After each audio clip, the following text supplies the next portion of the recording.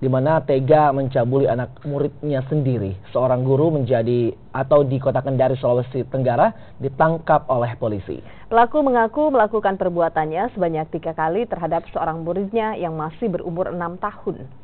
Pelaku yang sudah berumur 41 tahun dan merupakan seorang guru mengaji harus berurusan dengan polisi setelah ditangkap karena mencabuli muridnya sendiri yang baru berusia 6 tahun di dalam sebuah kamar mandi.